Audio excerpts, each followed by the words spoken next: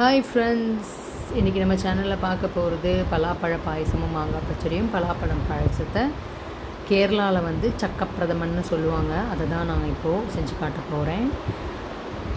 ஒரு கப் அரிசியை நல்லா களைஞ்சிட்டு, எந்த கப்பில் அரிசி எடுத்தீங்களோ அதே கப்பால் 2 கப்பு பால், 2 கப்பு தண்ணி ஊற்றி அதில் ஒரு 10 சோளை எடுத்துக்கிட்டேன், பலா சோளை. அதை வந்து இந்த மாதிரி கட் பண்ணிவிட்டு அந்த களைஞ்சி வச்ச அரிசி இந்த பால் தண்ணியோடு சேர்த்து நம்ம இதை ஒரு குக்கரில் 4 விசில் விட்டு நல்லா வேக வச்சு எடுத்துக்கலாம்.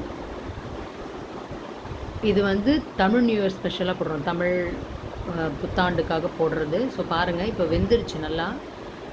இது வந்து நல்லா மசிச்சு விட்டுக்கலாம். நல்லா மசிச்சு விட்டுட்டு இதுக்கு நம்ம என்ன ஆட் பண்ண போகிறோம்னு பார்த்தீங்கன்னா வெல்லம் ஆட் பண்ண போகிறோம். இது நல்லா மசிச்சு விட்டுட்டு இப்போது வெல்லத்தை கொஞ்சமாக தண்ணியில் 2.5 கப்பு வெல்லம் எடுத்துருக்கேன். எல்லாமே ஒரே கப்பில் அளவில் தான் எடுத்துருக்கேன். அதில் 2.5 கப்பு வெல்லத்தை தண்ணியில் போட்டு நல்லா கரைச்சிக்கிறோம்.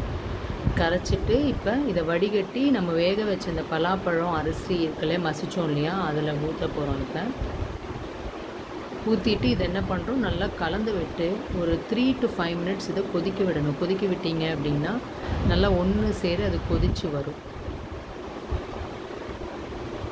நல்லா கலந்து விட்டுருங்க. கலந்து விட்டுட்டு பாருங்கள், எனக்கு வந்து ஒரு 3 to 5 மினிட்ஸ் ஆச்சு. எல்லாமே நான் சின்ன சின்ன கப்பில் எடுத்துருந்தேன். கொதி வந்ததுக்கப்புறம் என்ன பண்ணுறீங்கன்னு பார்த்தீங்கன்னா, கொதித்ததுக்கப்புறம் நீங்கள் ஆஃப் பண்ணிவிட்டு, அடுப்பு ஆஃப் பண்ணிவிட்டு, தேங்காய் வச்சுருந்தேன் இன்க்ரீடியன்ஸ் இல்லையா, அதை வந்து தேங்காய் பால் புழிஞ்சிக்கிட்டேன். புழிஞ்சு அது இதில் ஊற்றியாச்சு. இப்போ பாயசம் ரெடி ஆகிடுச்சு, அதாவது சக்கப்பிரதமன் ரெடி ஆகிடுச்சு. இப்போ கடைசியாக என்ன பண்ண போகிறேன்னு பார்த்தீங்கன்னா, நெய் ஒரு 2 டீஸ்பூன் நெய் எடுத்து அதை நல்லா உருக்கின உடனே அதில் வந்து மீதி இருந்த தேங்காய், அந்த தேங்காய் பால் புழிஞ்சது போக இன்னொரு முடி தேங்காவை சின்ன சின்ன பீஸாக கட் பண்ணிவிட்டு இது வந்து நெய்யில் வறுக்க போகிறோம். வறுத்துட்டு இந்த பாயசத்தில் போட போகிறோம். இந்த தேங்காய் நல்லா கறியை விடாமல் பொன்னிறமாக வறுத்துட்டு இந்த பாயசத்தில் போட்டிங்கன்னா சுவையான பலாப்பழ பாயசம் ரெடி. நீங்கள் வீட்டில் ட்ரை பண்ணி பாருங்கள். இது தமிழ் நியூ இயர்ஸ் டே ஸ்பெஷலாக நாங்கள் இதை ரிலீஸ் பண்ணியிருக்கோம். ஸோ இது first dish. Second dish followed by this second dish வரும். சுவையான பலாப்பழ பாயசம் ரெடி ஆகிடுச்சு. இப்போது நெக்ஸ்ட்டு மாங்காய் பச்சடி, அது எப்படி பண்ணலான்னு பார்க்கலாம் வாங்க. எல்லாத்துக்குமே இன்க்ரீடியன்ஸ் கொடுத்துருக்கேன், ஸோ நீங்கள் பார்த்துக்கலாம்.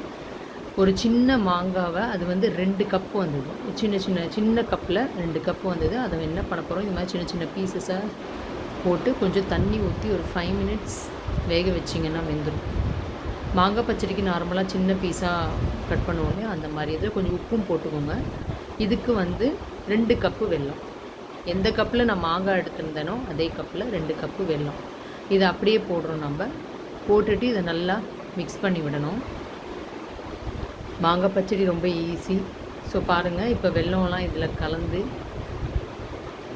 நல்லா ஒரு பச்சடி மாதிரி ஆகிடுச்சு. இப்போ இதுக்கு என்ன பண்ணுறீங்கன்னா, இதுக்கு ஒரு 2 டீஸ்பூன் நெய் ஊற்றிட்டு கடுகு, ஒரே ஒரு வரமிளகாவை கிள்ளி போட்டு, ஒன்று பச்சை வேப்பம்பூவாக போடலாம், இல்லை காய வச்ச வேப்பம்பூ, அதுவும் இது நல்லா வறுத்துட்டு அந்த பச்சடியில் போட்டிங்கன்னா சுவையான மாங்காய் பச்சடி ரெடி ஆகிடும்.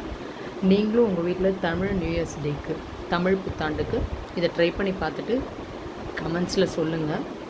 எங்கள் சேனலை லைக் பண்ணாதவங்க லைக் பண்ணுங்கள், ஷேர் பண்ணுங்கள், சப்ஸ்கிரைப் பண்ணுங்கள். எல்லோருக்கும் இனிய தமிழ் புத்தாண்டு வாழ்த்துக்கள். நன்றி.